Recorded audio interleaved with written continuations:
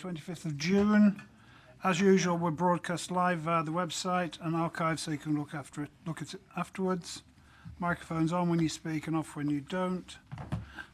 Apologies for absence. We have none. Everybody's here. Good. So minutes, page 3 to 12. I move the minutes of the meeting held on the 24th of May 2019 are taken as read, confirmed and signed. All happy? Perfect. Urgent items, none. Declarations of interest. Mr Shepherd will declare an interest in item 13, M1 Junction 23 as a member of Charnwood Borough Council. Mr Blunt will declare an interest in item 14, HS2, pecuniary interest, and will leave the room while it's being discussed. And I have one question from Richard. Richard? I think probably members of district councils like me have an interest in declaring item 17. I'd like to declare one myself. I'll declare a member of North West Leicestershire District Council. Who else is a district councillor? You are, Lee. Blaby District Council. Richard? Which council are you from, Richard?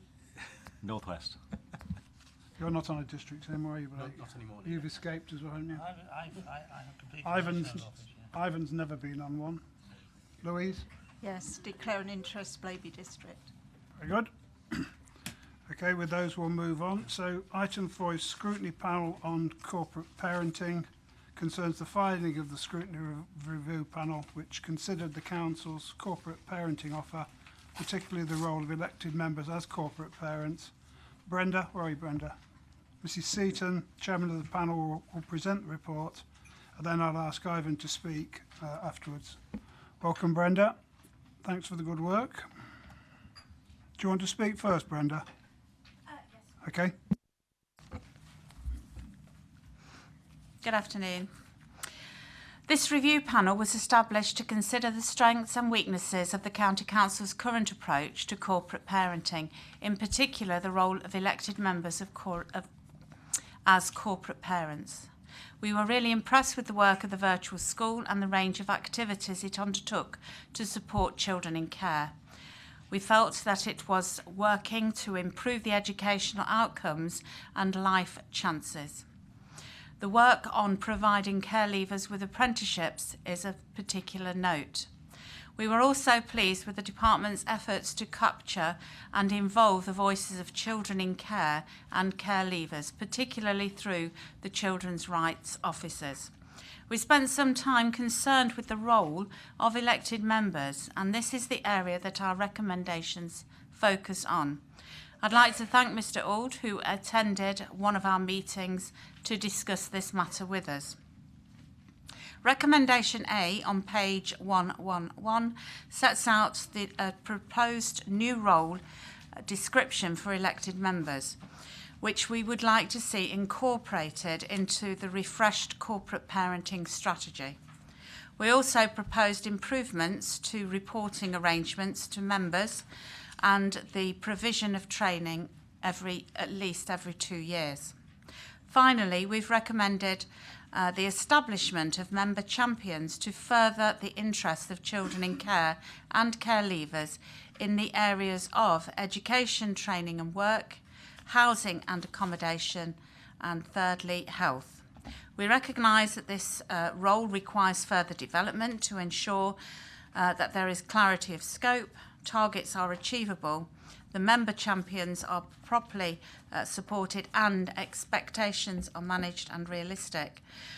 The Children and Families Overview and Scrutiny Committee welcomed this report and we considered it at our meeting on the 4th of June.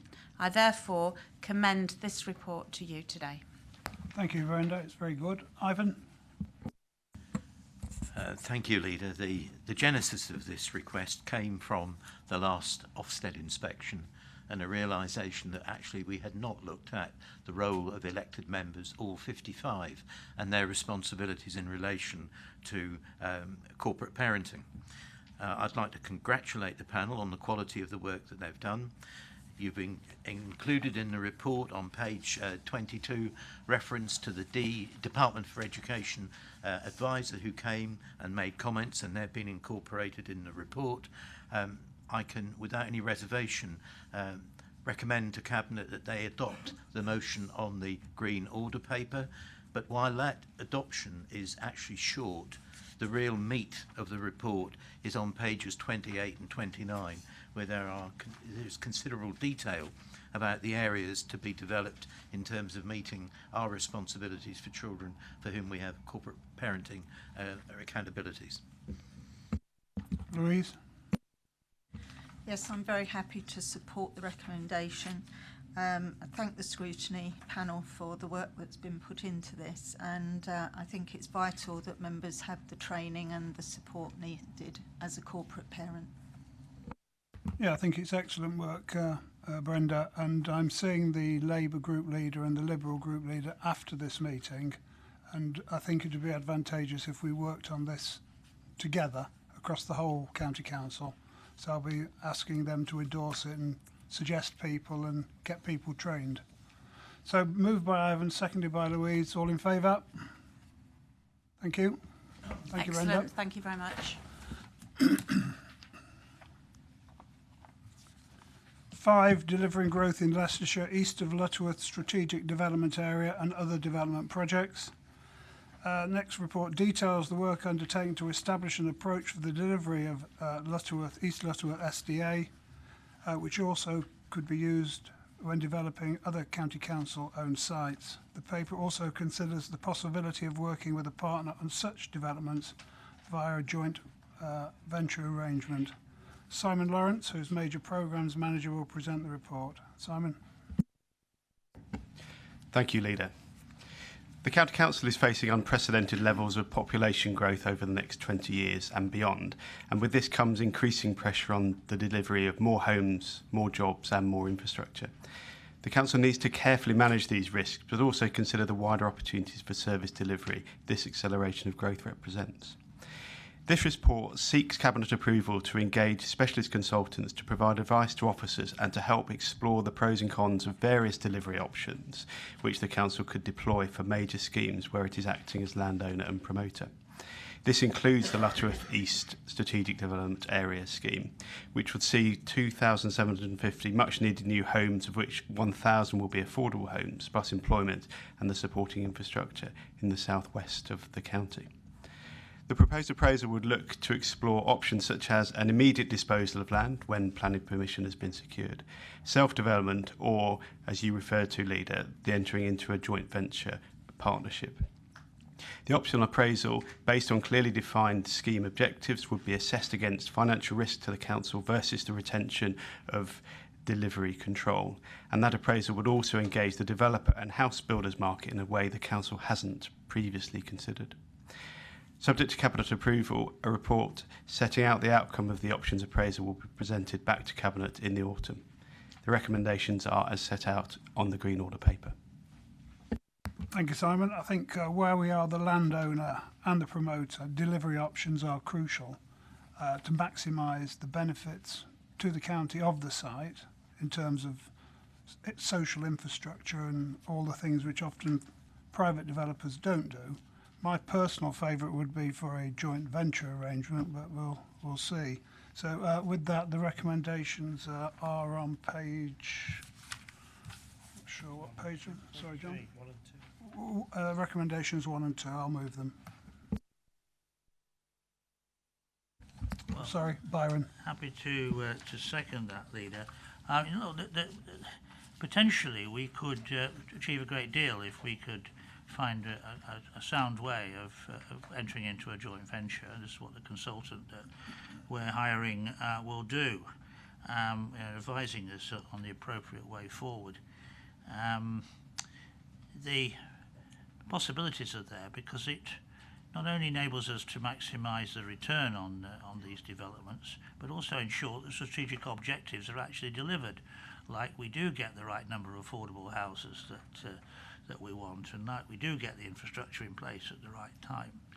So I think this is the first time we've tried this, but we'll see what happens and we'll see what we're advised to do.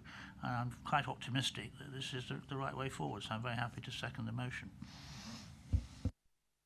Okay, we have no other speakers, so moved by me, seconded by Byron. All in favour? Thank you, Simon. See you in November. Agenda item 6, annual report on the commercial strategy, pages 18 to 22, pages 43 to 56. This report provides Cabinet with a review of the performance of the County Council's commercial strategy since its approval in June 18 and details plans to develop the Council's commercial approach. So we've got Neil Wilkins, Head of Commercial Services, or is it you, Roderick? I'll introduce the Okay, report, so we've Chair. got a double act. So we've got Roderick and then Neil. Over to you, Roderick. Thank you. Good afternoon. Just to outline and introduce the report, which is an update on our progress on the commercial services strategy.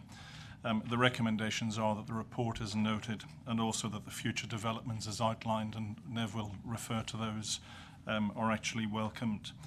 The annual report has been to scrutiny and we picked up some pointers from there that we will action. In a nutshell, it's quite a difficult trading environment. We're all aware of that. Inflation affecting food prices, fuel, increasing wages. Set against that, we actually made a contribution of 1.6 million last year, which was a shortfall of 0.4 million, and the target increases this year. However, the MTFS contribution for 2019-20 is 2.4 million, an increase in contribution of 0.8 million. In the short term, we are putting in more rigour and addressing some things. And in the medium term, we have some innovative practices which will hopefully increase the gap. Over to you, Nev.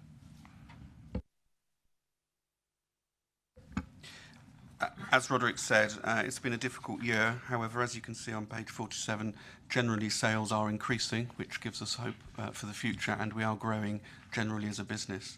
You'll have seen we've won 34 new schools to provide school meals, 17 of which are starting in this financial year, so that will be a big increase in revenue for us next year. Also yesterday at Brooksby College in Melton, we were awarded the gold standard for Food for Life by the Soil Association. So not only are we selling more, we're increasing the quality of the food that we're providing to young people in our schools and around and about. As Roderick said, a number of ways that we are looking to increase revenues next year, developing new products, insourcing a number of areas, opening a new cafe in Beacon Hill, and which something that will be considered later on in this agenda, supporting the work in the Adult Social Care Investment Plan. Thank you. Very good. Byron? Yes, I mean, this is a very attractive report. I mean, developing quite a nice business, especially as a caterer. And particularly cater to young people. I mean, Jamie Oliver's got nothing on Roderick and Nev. You know, they're pushing a business forward. Hopefully they'll be more successful than he was.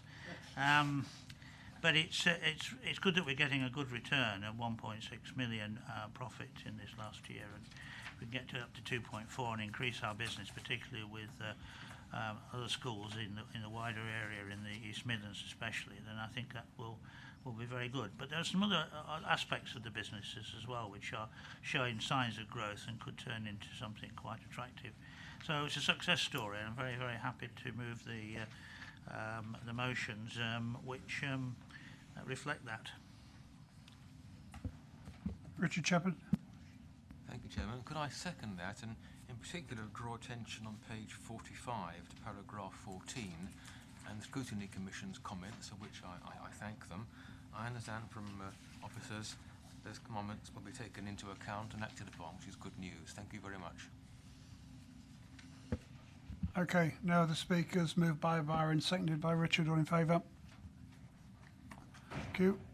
Before you go and make sure you get the chips back on in the canteen, Nev. It's been one of your least popular policies.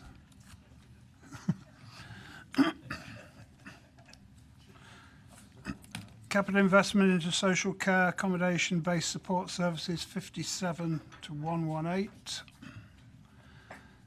This agenda item seeks approval for social care accommodation development plan and investment prospectus, which sets out a county council approach to increasing the supply of social care accommodation based support services in Leicestershire. Sandy McMillan, Assistant Director with Adults and Communities, will present the report, and then I'll call Richard Blunt, that is, to speak. Sandy. Thank you, Chair. An earlier report to Cabinet in October 2018 agreed a period of market engagement to develop an ambitious plan to invest in adult social care accommodation.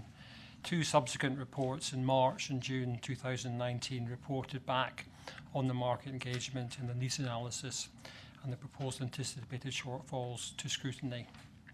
Scrutiny members have been positive and supportive of the proposals. The likely demand for accommodation is outlined in paragraphs 23 to 32 of the report, and the feedback from the market engagement is outlined in paragraphs 33 to 36.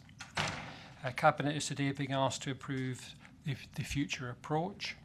This includes an investment prospect, which is attached as Appendix A of the report. This sets out the Council's ambitions and a detailed breakdown of the areas of investment the Council is seeking to make, both on its own and with others. The preferred methods for delivery of this investment are outlined in paragraphs 40 to 54, and the preferred approach for delivering care and support is outlined in paragraphs 55 to 56. And the recommendations are outlined in paragraph 2 of the report. A further report we brought to the Cabinet in the autumn detailing the capital investment required based on detailed business cases. It will also propose a scheme of delegation for decision making on these investments. Thank you. Richard? Thank you, Chairman. This is part of a long journey to meet increasing need and also save money at the same time. So property is a key part of the cost of providing residential social care. And the present model, the private sector model, doesn't deal with that particularly efficiently as we see it. So this is stepping into a partnership which, like everything new, we'll see what comes out of it in the next few months. But basically the idea is that we can help invest in the property elements of the service, which will mean we can control costs better and provide the accommodation that people are going to need. So it is good news. I say it's not without risk, and we'll see in the next few months what the market comes back to. But I appreciate also the finance portfolio here have been supportive. It's very, very welcome indeed. So I'm going to move the recommendations A7, A, B, C, D and E on page 2 and 3 of the Green Order paper. Thanks, Rich. Byron? Yes, I think Richard and the team in adult social care have got this right. I mean, there's a new demand now, and for this intermediate accommodation, and to prevent people going into full residential care, which is extremely expensive, and where people don't actually want to go anyway. But finding a supported accommodation and providing more of it is the way forward. And if we can pull this off, then I think we've got an innovative way of doing, providing for future needs, which I dare say not many councils have pioneered. But maybe we are the pioneers. Maybe we might get a little. Perhaps you could just reply on that for me. Are we the pioneers? I don't think we're the absolute pioneers. There are other councils who've made significant investments at scale in accommodation. I think the breadth of what we're trying to do here across all areas of accommodation and the timescale we're looking at, a 20-year investment plan, probably does make us at the forefront of councils. Okay, well, thank you for that, Sandy. And even if we're not the pioneers, we may be the first to make it a real success. So, very happy to support the proposal. Yep, I'm happy to support it as well. No other speakers. Moved by Richard, seconded by Byron. All in favour? Thank you. Thank you, Sandy. 8, review of long-term residential and nursing care fees, pages 119 to 232. This report summarises the findings of a two-stage consultation exercise on proposed changes to the way in which the Council agrees prices for residential care and residential nursing care. The Cabinet is asked to approve a new fee model and a process for calculating the fee rates. You're going to do this again, Sandy, and then I'm going to call Rich. Thank you, Chair. The Council has been undertaking a fundamental review of the fees paid for care homes, and this is a very significant area for the Council. It's the largest single area of expenditure within adult social care, and clearly any changes in the fees paid are of great level of significance. In October 2018, the Cabinet agreed a two-stage consultation. Stage 1 covered the overall framework for the payment of fees, and Phase 2 covered the details of the fee rates and the approach to implementing new fee rates.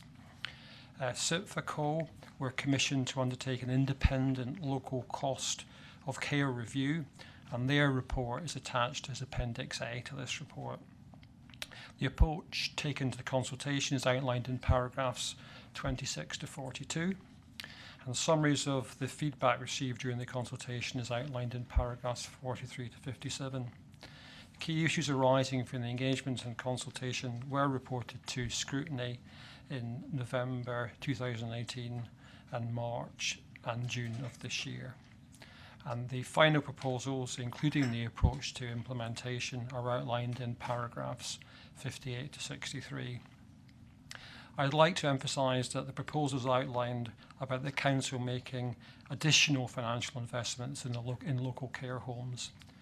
The aim here is to pay a fair price for care, improve the sustainability of the care home market in Leicestershire, and by doing so ensure that Leicestershire residents can continue to receive the care and support they need.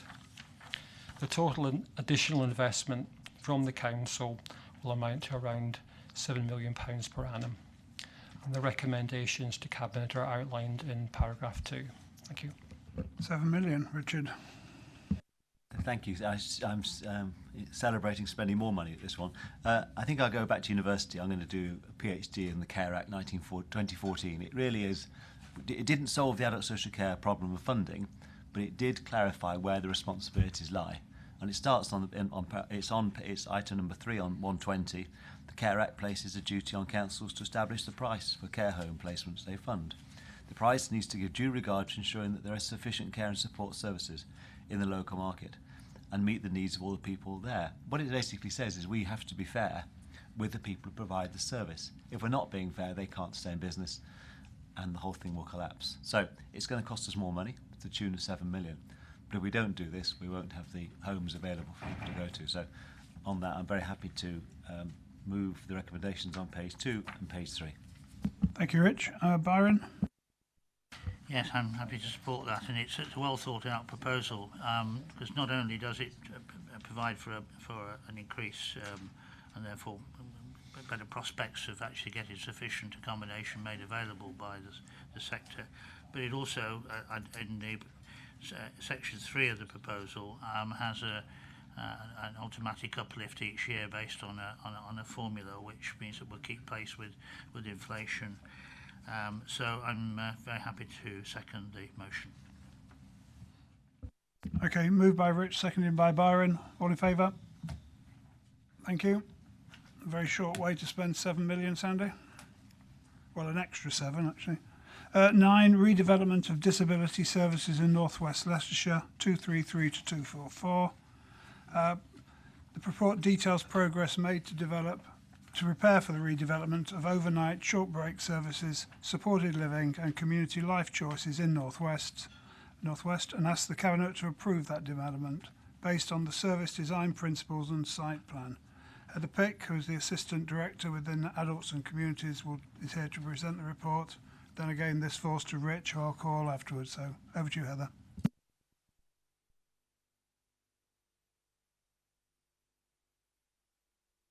Microphone on, please. Sorry, I'll start again. In June 2018, Cabinet agreed to close Hamilton Court Residential Care Home and replace the existing short break service at Smith's Crescent with a new one. It also noted that the use of the site for supported living housing would also be explored. On the 8th of February 2019, Cabinet agreed approved funding for the capital programme, including £3.73 million for the redevelopment of the Hamilton Court Smith's Crescent site in North West Leicestershire. The site is situated in Colville and comprises of the following properties and services that are owned by the County Council. Hamilton Court Residential Care Home, which is a 7-bedded residential care home with 2 remaining residents. Smith's Crescent Short Break Unit, a 6-bedded service accessed by approximately 30 individuals in that area of the county. And 2 ex-Housing Authority 3-bedroom semi-detached houses leased to East Midlands Housing Association and used for supported living, currently for 3 tenants. and support to the individuals is provided by Affinity Trust. The development of the intended site is dependent on the successful relocation of the remaining residents, and the 2 remaining residents of Hamilton Court are expected to move into their new long-term accommodation at the end of July 2019. The 3 tenants of the existing supported living houses are in the midst of looking for their new property, but do have the option and the offer of returning to the supported living accommodation that will be rebuilt on North West Leicestershire if that's their wish. On paragraph 22, there's a summary of the key dates set out for the implementation and build, and paragraph 23 informs about the information session that's been arranged prior to the planning application, which, subject to approval of this Cabinet, will be submitted, and that will happen at the beginning of July. The proposals are for supported living to accommodate up to 16 individuals in shared or coupled apartments, a 6-bedded overnight short breaks building, an adequate space to provide facilities for community life choices, so daytime activities for those people and other people in that area who may wish to access that. The total site development will also result in significantly improved County Council property assets. The site will be developed in 2 phases to enable the continued availability of the short breaks. So we propose to keep the short breaks facility open whilst we develop half of the site and then move people over so that there's least disruption to those 30 people who are currently accessing short breaks. Service design principles are outlined in paragraph 34. And details of previous and current consultations start at paragraph 40. The Adults and Communities Overview and Scrutiny Committee have also received this paper, and the committee welcomed and supported the proposals. Thank you, Chair. Looks good to me, but you're going to tell me it's even better, Rich? Yes, Chairman, it started from obviously a negative position when we looked at the consultation with the trees in Hinckley, and indeed quite a lot of facilities here at Colville would have been moved. And then we sat down, John Wilson and I, and met all the individuals. And this is the work in progress part of it. The short breaks for 30 people just been mentioned. The idea was those people would travel to Hinckley for their short breaks, which is for many people who have got incredibly challenging conditions to travel across Leicestershire just didn't feel right to me.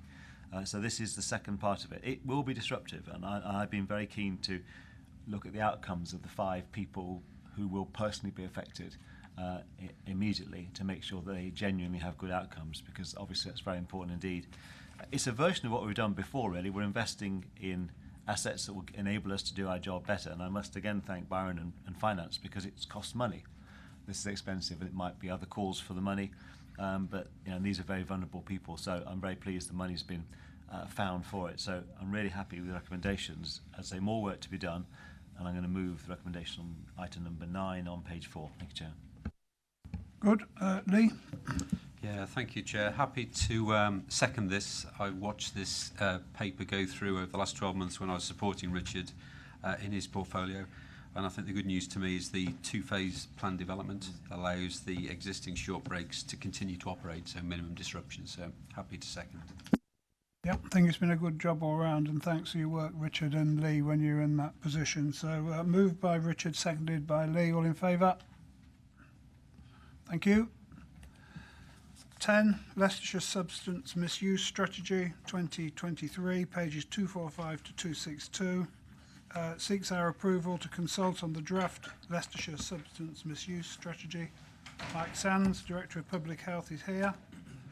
You presenting the report, Mike? Now I'm going to hand straight over to Joshna. Very good. And after Joshna's spoken, I'll be calling Lee, who's in charge of this. Okay, Joshna. Good afternoon, everyone. I'm Joshna. I'm a consultant in public health, and I have the portfolio for substance misuse services within the Public Health Department. So yes, I'm here to seek approval to consult on the draft Leicestershire Substance Misuse Strategy.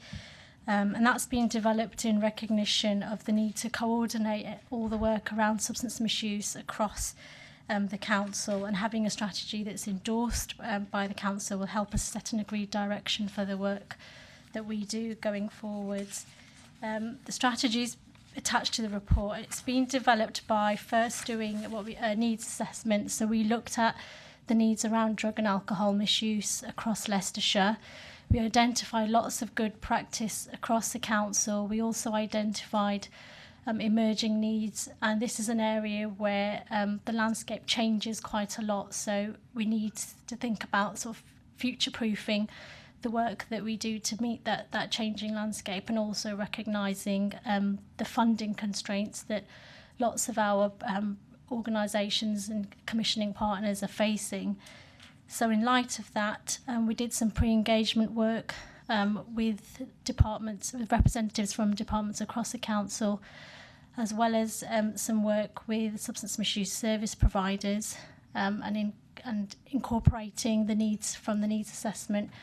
We've then developed the priorities within the strategy, which is our current draft strategy.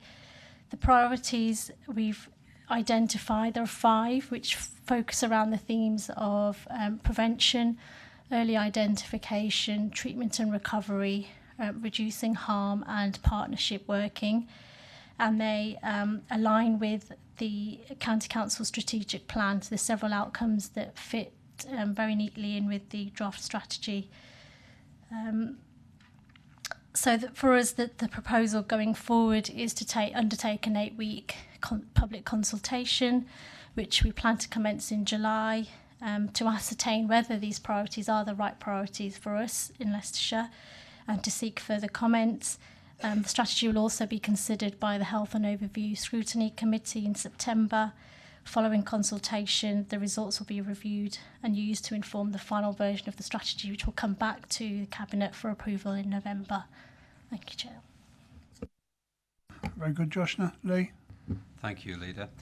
Leicestershire County Council approved its strategic plan in 2017. This strategy aligns with the Wellbeing and Opportunity strand, the Keeping People Safe strand, and also the Great Communities strand. So I think it's an excellent and informative strategy document. Certainly thanks to Mike and Joshua and the team for putting it together. I'm happy to move the 2 recommendations on the Green Paper. Very good, and I'm happy to second them. No other questions? Oh, sorry, Ivan. Good. I just wanted to draw attention to paragraph 16, because the reasons behind this in economic terms are quite significant. Investment in drug misuse reduces crime by 23%, alcohol misuse 48%, with financial benefits to social care of 1.3 million per annum and economic benefits of 7.5 million per annum. For a council that's having to grapple with demand-led budgets, work of this nature has to be totally supported. Thank you, Leader. Very good points there, Ivan. Okay, moved by Lee, seconded by me. All in favour? Thank you. Thank you, Joshna. 11, North East Melton Mowbray Distributor Road, outcome of planning application, pages 263 to 270. The report details the outcome of the planning application and seeks Cabinet approval to proceed with preparations for delivery of the project, accepting that an agreement with Melton Borough Council regarding developer contributions to the scheme still needs to be finalised. E&T Overview and Scrutiny considered a report on the matter at its meeting on the 6th of June. A copy of the draft minute is attached to the order paper marked 11. So Anne, who's the director, is going to introduce it, and maybe Ian might say something, and then I'll call Blake. So Anne? Actually, Leader, thank you, but I'm going to hand over to Assistant Director Ian for this one. Very wise. Ian? Thank you, Leader. I'm very pleased to bring you the further update report on the Melton Mowbray Distributor Road North and Eastern sections. I'm pleased to say that following extensive consultation on the 23rd of May, the County Council's Development Control and Regulatory Board considered the application and gave planning permission for, subject to various conditions as is usual, the building of the road. That is a major milestone and step forward in the delivery of that much needed infrastructure. As the Council is having to forward fund around £14 million towards the cost of the 63.5 million road, Work continues with Melton Borough Council on the financial agreement for the heads of terms, and whilst we were taking this through scrutiny, we were asked around the Section 106 agreements, which are already in place, and I'm pleased to report that already £7 million worth of funding towards the 14 million has already been secured through Section 106s because of the housing that's now can be delivered because the road's coming along. Work will continue now with the making of the statutory orders and some of the key dates coming forward. We will be submitting the full business case for funding in spring 2020, with hopefully enabling work starting not long after in 2020, with an early completion in early 2023. That's on the pessimistic side. If we don't have to go to public inquiry for compulsory land purchases and other matters, we will be trying to bring that forward to May 2022 as a possible opening event. Just as a final note, if the HIF bid is successful for forward funding, and we've still not heard yet from the government on that, we would be looking to bring the delivery of the southern section of the Distributor Road into the delivery of the whole programme, subject to financial considerations all being in place. I would therefore like to move the full recommendation as per the item order paper number 11. Thank you. Sure, thank you, although you can't move anything. Blake? I was just going to say that, Leader. I'll formally move item 11 on the Green Order paper, but I'd like to pay thanks to the whole department, in particular Ian Veers and the Director. I know this has been a lot of work over the last 3 years. Even before that, there was discussions taking place, but it formally progressed in May 2016. We've already mentioned about the funding situation, and work is still being undertaken to come to that financial share agreement with Melton. But I think it's worth noting the County Council's leap of faith, if you like, and leadership in forward funding to the tune of about 40 million so far, this particular project. It has huge local member support, not least from our lead member for corporate resources, Mr. Rhodes, who I think will second the motion, but all of the Melton members here at the County Council support this particular project, and I think as a council it's a huge achievement. The final thing I'd like to mention is, of course, we're delighted that it's now received planning consent, but we are conscious about the environmental impacts of the scheme. And I just want to reassure all those people that had environmental concerns that the conditions that have been set as part of that planning permission do take into consideration. So we'll be doing things like ensuring the landscape is undertaken with local native species, the habitat creation for any displaced wildlife is duly considered, and the use of low road noise surface materials is as part of the construction of the whole road. So there's nothing really left for me to say except for I look forward to seeing it start being delivered in 2020. So I'll move the motion on the Green Order paper, Leader. Thank you. Super. Byron? Well, this is a project which, as you know, I'm particularly keen on. It's been something which has taken up part of my life for quite a long time in bringing forward. So I'm delighted to second the motion. Just a couple of observations to make. I'm very pleased to hear from the Assistant Director that we're going to have, hopefully it's still possible to deliver by May 2022. As you know, the 23rd of May this year, when we recorded the passing of the planning application, was an important day anyway, and a similar day in 2022 will be. The only other thing I would comment on is in paragraph 27, there was a representation made at the DCRB meeting about a particular local issue, and I'm still taking an interest in that, as you know, and I would like to put that on the record and perhaps have that in the minutes. So I've seconded the motion.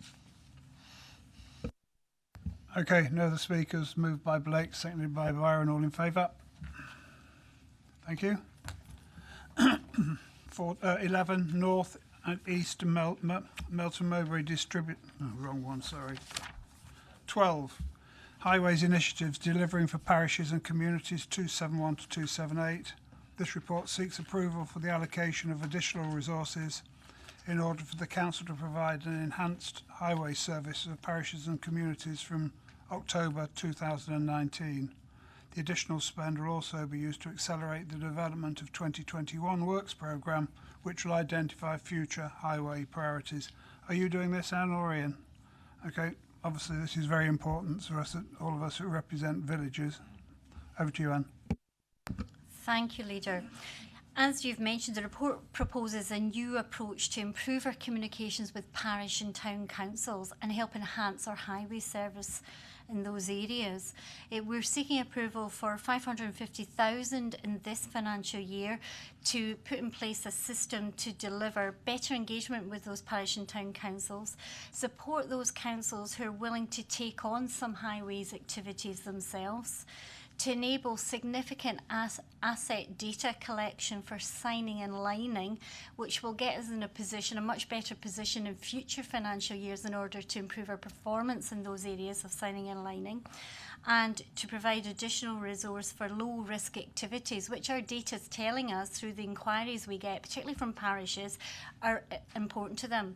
And that includes things such as overhanging vegetation and edging back on footways. So we're putting some more resource into that. Funding will be drawn down from the E&T reserves for this financial year, and we would propose that a review of this initiative, along with any proposals for future financial years, would be brought back to Cabinet. The recommendations are as at paragraph 12 in the order papers. Thank you, Leader. Very good. Blake. Thank you, Leader. And naturally, I welcome the proposal before us. I don't think it's any secret that the department have had to save in the region of £50 million over the last 4 or 5 years. We might not be the largest spending department at the County Council, but I'd argue that we're one of the most front-facing departments. Certainly, the work of the department is seen by all residents and people that work in and around Leicestershire. And it's for that reason, given some of the policy changes that we've made in recent years, for instance, the highways forums that we've consolidated now through our scrutiny system here at the County Council, and the other changes that we made, that we perhaps need to be mindful that we need to build a bit of capacity back into reaching out to our communities.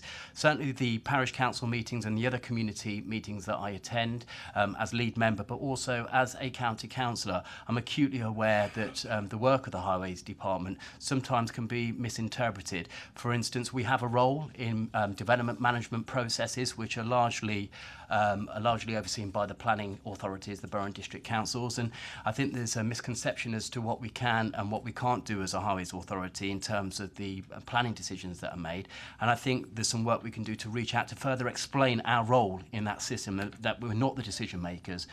We base our decisions based on statutory guidance that the government set, and our advice is just that, it's advice.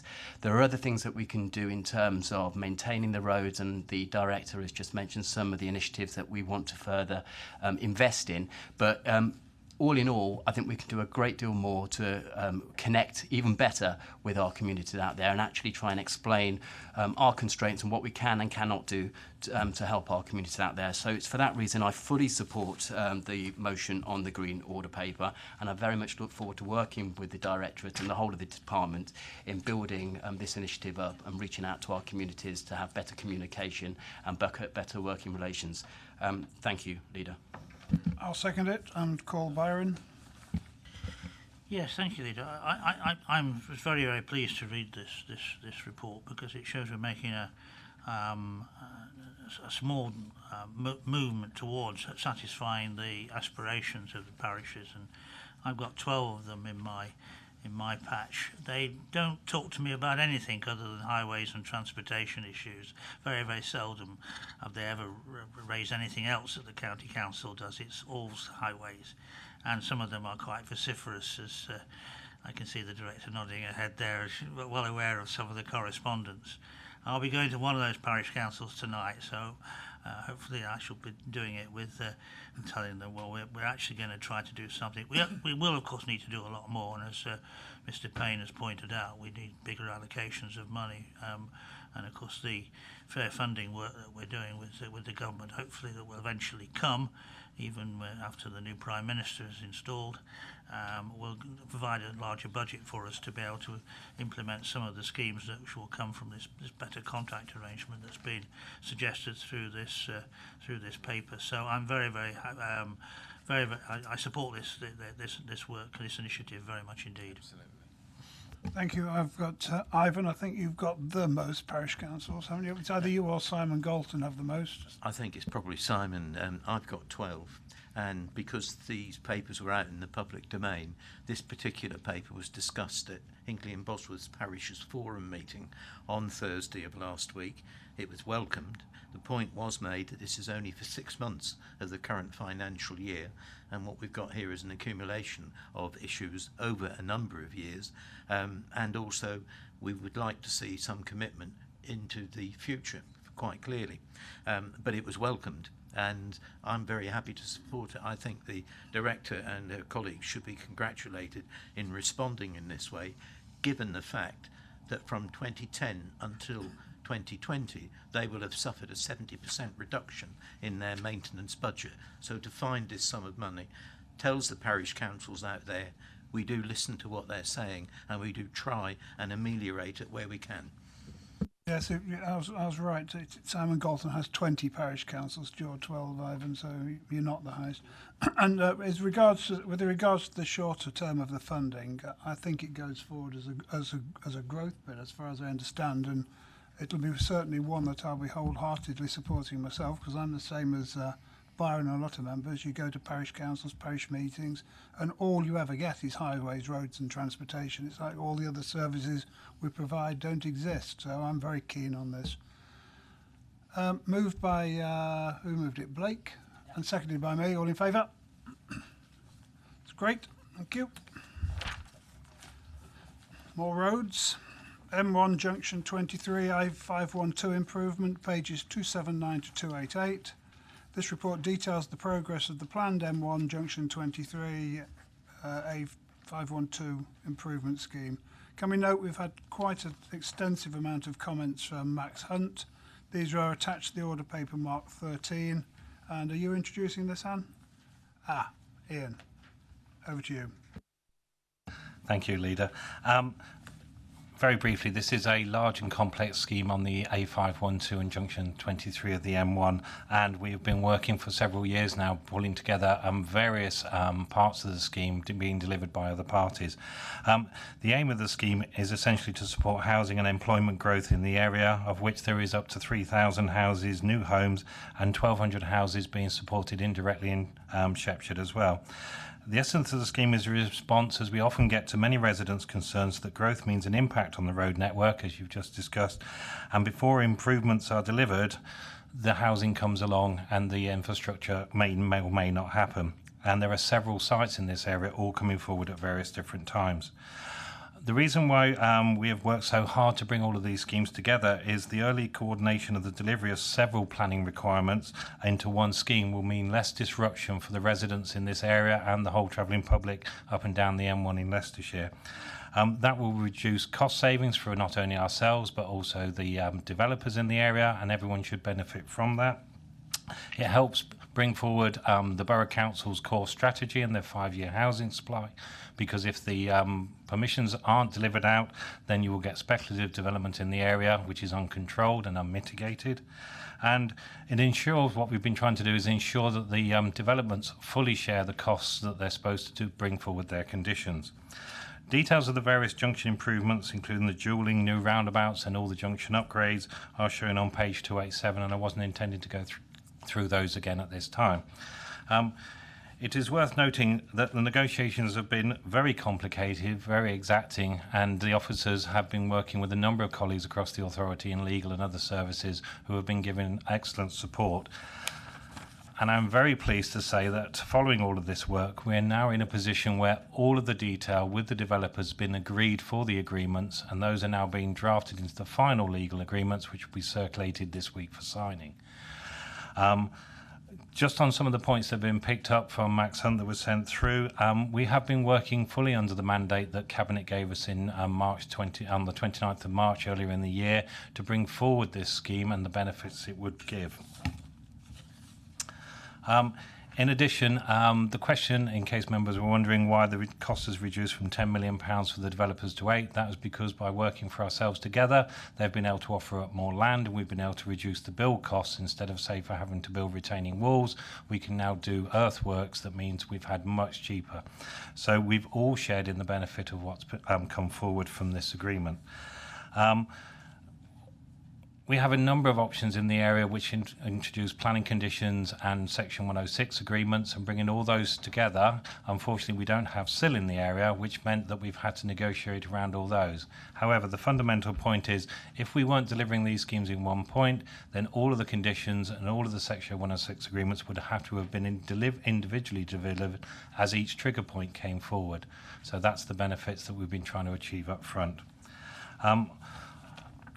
I think on the final point, we'd just say there is, until the agreements are signed, we still have that position where we could not move forward with the letting of the contract, but we are confident that that will be done at the, be circulated at the end of this week and then going forward. As such, and without using the wrong words, Leader, sorry about that, the full recommendation is as per order item 13 on the order paper. Thank you very much. Great, well done, Ian. Blake? Yeah, and I'll formally move the motion on the Green Order paper under 13. I think all the technical points have been covered by the Assistant Director. I just want to say, I think, again, this is a vindication of the approach we are taking as a county council. We had a report at the last Cabinet meeting for a growth hub, and we're learning, a great deal about how to approach these big infrastructure initiatives. And I think a culmination of all of the work and the experience from our learning has actually gone into this particular project. It's not easy, but the fact that we're in a position by the end of the week to actually formally sign, and I think all the heads of terms are being agreed right now, the provisions of this particular infrastructure is true to our work and what we've done. I just want to also point out that the scheme will not only forward fund the infrastructure. Originally, the permissions, I think, triggered at 600 homes for the roundabout. This will actually bring that infrastructure forward. So we are benefiting. We're putting infrastructure in beyond what was initially envisaged when those planning consents went through. And that, in turn, unlocks a huge amount of potential housing development and 68 hectares of other development land. So this is good news for us. Let's just hope that the agreements can be met on Friday, and look forward to the infrastructure being delivered in due course. Thank you, Leader. I'm happy to second it, Ian, and it isn't easy. I know you work hard down there. It's very difficult when there's quite so many partners to deal with all the time, but I'm happy to support it and place on record that you do some damn good work down there, and thank you. So all in favour? Thank you, Ian. Okay, 14 is HS2 Phase 2B Design Refinement Consultation 289 to 304. Mr. Blunt, who has declared an interest, has left the room. This explains how changes identified in the government's Design Refinement Consultation on HS2 Phase 2B will affect Leicestershire. Please note we've received comments from Dr. Terry Irenon, leader of the Labour Group, attached to the order paper marked 14, and you are going to talk us through this, are you, Anne? I am. Thank you. As you've mentioned, HS2 Limited have issued a consultation refining the design of certain aspects of the preferred route of HS2 through the county. Two of those design changes are within Leicestershire. The first is a realignment of 13 kilometres of the route between Ashby and Dysworth. In effect, it moves the route at a maximum of 130 metres further east than it previously had been, and further away from the E42. The second alteration within the county is the proposal of a new temporary railhead at Ashby to be used to bring in construction materials during, obviously, the construction of the main HS2 line, and that would make use of the existing Leicester to Burton line. The main impacts of both these alterations are set out in paragraphs 23 to 26 and also 31 to 35. However, our own HS2 team are working hard and liaising with key stakeholders and also looking in a bit more detail at those impacts to form our final response to the consultation. And Dr. Inan's comments that you've highlighted and are appended to the order paper will be fed in as part of that process. The only other alteration I would highlight is, although it's not within Leicestershire, are the proposed changes to Junction 10 of the M42 in Warwickshire. This is a key gateway, obviously, of the M42 and the E5 where it crosses, key gateway to Leicestershire. And they are now proposing a bored tunnel option, which will mean significantly less disruption to those roads while construction is going on. So that is good news, potentially, from our perspective. There is a public exhibition happening in Leicestershire, Ivanhoe College this Saturday. That's the 29th. And we will be working, as I say, between now and the 6th of September to finalise that consultation response to go into HS2. Blake? Yes, not a great deal to add. It's already been mentioned that the work to respond to the consultations being resourced from the county's HS2 team. Very grateful to, if you like, floating support member Trevor Penton, who I know supports yourself, Leader, but is also has a particular focus on the HS2 implications and the resource and the team here at County Hall. Just to respond to Terry Einan's comments, I know that we'll be looking very carefully at the railhead proposals to see if there could be any benefit to support the desire to reopen the Leicester to Burton line to passenger traffic. And we also note that HS2 has the potential to have some significant economic benefits to the county and the region. However, we are working hard to make sure that the impacts arising out of the project are minimised on our communities. With that, I will move item 14 on the Green Order paper. Leader, thank you. Who's seconding this? Richard? Thank you, Chairman. Happy to second that. I think Terry's letter is well worth noting. There's a lot of things I agree in here with. And I think to describe the railhead as being at Ashby is probably not quite right. It's probably more Sinope, if when you look at it on a map, so people from Ashby don't think it's where it used to be. It's now at Sinope. And really Ashby gets most of the storage yards and things like that, which are highlighted on the new map. And of course, we still await to see where they're going to put all the blooming people that are going to be building this. So they're putting a blooming great railway station at Sinope, putting some new line in to join HS2. My view is they'll almost certainly have to renovate the Ivanhoe line somewhere to run the trains on it. But when we ask them, they just say feed it in as part of the consultation, so I understand. But it'll be very interesting to see where they're going to put the people to build this, because they can't just dump 3,000, 4,000, 5,000 people there for 7 years and not expect them to go somewhere. So it has been moved and seconded. Moved by Blake, seconded by Richard. All in favour? Thank you. Do you want to get... Thank you. Richard's back in. Recycling and household waste sites future service offer 305 to 316. Seeking our agreement to commence a consultation exercise on proposed changes to the summer opening hours of the council's waste sites. Report also includes information about an expansion of the existing permit scheme and the acceptance of different types of waste at the sites on a trial basis. Anne, are you doing it, Joe? Joe Gill. Thank you. Joe. Thank you, Leader. Yes, the current MTFS identifies savings which need to be achieved from the recycling household waste site service. And the purpose of this report is to seek agreement to carry out a public consultation on those proposed changes to that service and its summer opening hours. The report sets out previous policy positions, including some of the past changes to the services that have been introduced, which have generated over £2 million worth of savings since 2013. It also sets out the resource implications of the proposal, and the specific element that we're discussing today would generate £136,000 worth of a larger suite of measures which will generate £330,000 worth of savings. In the background to the report, we set out the scale and size of the Council's current provision of this statutory service, including the number of sites that we have, the opening hours as they currently are, and the services we offer, including our permit regime.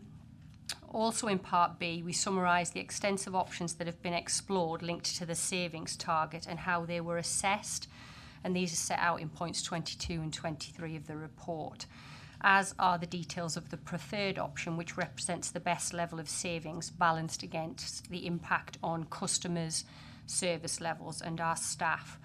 And in outline means reducing the opening hours in the summer, which are currently 9 till 7 between April and September, to 9 to 5, with no changes to the winter hours.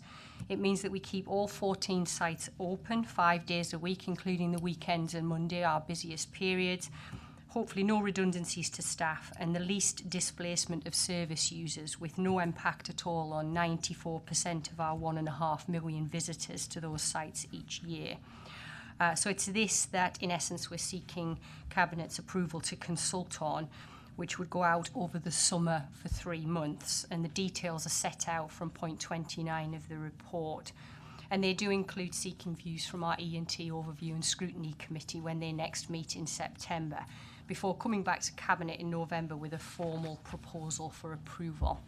And if I may just quickly add, whilst the main reason of the report is to go out and consult and to seek approval on that, there are some additional service changes that are proposed, and they are outlined in the report.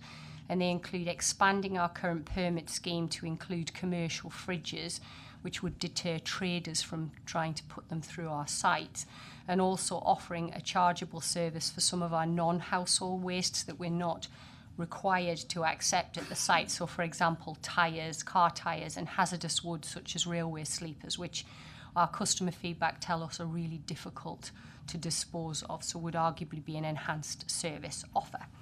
Which brings me to the recommendations at point 15 on the Green Order paper. Thank you. Thank you, Joe. Our household waste recycling sites are exceedingly popular. Blake? Well, Leader, I will formally move item 15 on the Green Order paper, and it is for that reason that they are exceedingly popular that we are determined and committed to not shutting any of the 14 sites in Leicestershire. We have neighbouring authorities with 2 sites. We in Leicestershire have 14 waste and recycling sites, and they are well used. We know 1.5 million customers, users use these sites.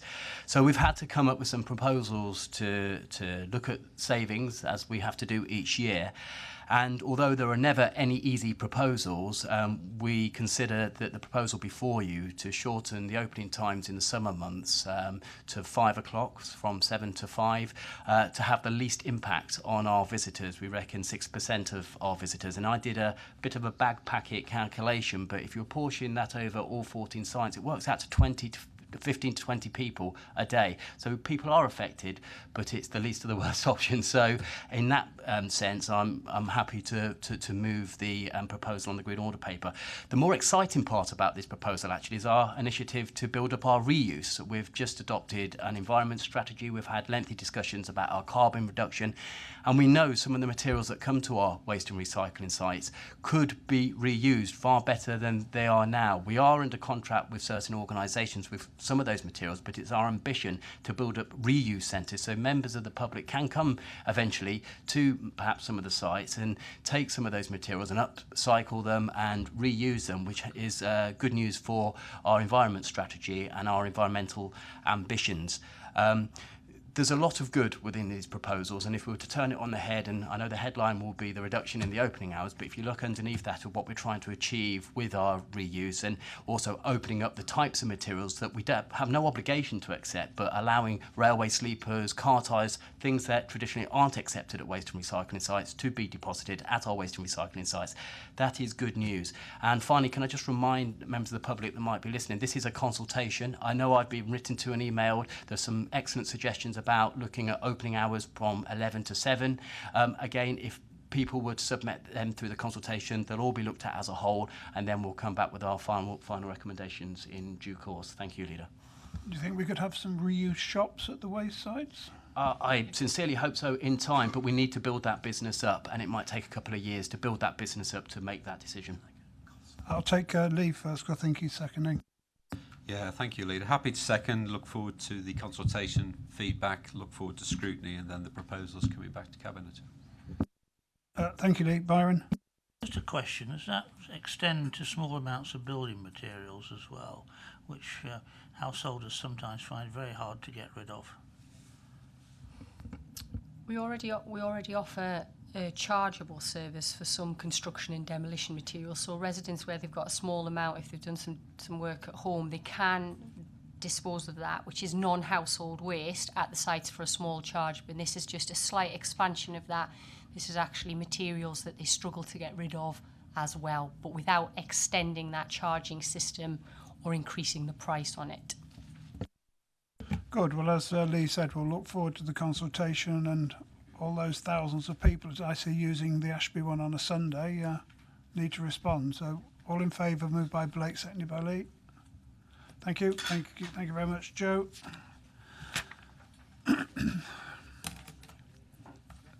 16, Leicestershire Youth Justice Plan 1920, pages 317 to 346. Seeks Cabinet's agreement for the Youth Justice Plan for 1920. It will be presented to the County Council in July for approval. Usually generates quite a bit of interest, doesn't it, Ivan? So Paula Sumner, welcome, Paula. I don't think you've been before, have you? Nice to see you. You're the Assistant Director for Education and Early Help. You're going to present the report, then Ivan will be called as the lead member. So welcome, Paula. Thank you, Leader. So the purpose of this report then is to present to the Cabinet the draft Leicestershire Youth Justice Strategic Plan, which covers the period 2019 to 2020. The County Council has a statutory duty under Section 40 of the Crime and Disorder Act 1998 to produce an annual youth justice plan. The plan has been considered by the Scrutiny Commission at its meeting on the 10th of April 2019, and the Commission supported the plan. Its comments are summarised in Part B of this report on page 320, paragraph 16, and those have been included in the report. Subject to approval by the Cabinet, the plan will be submitted to the County Council for its approval at its meeting on the 10th of July.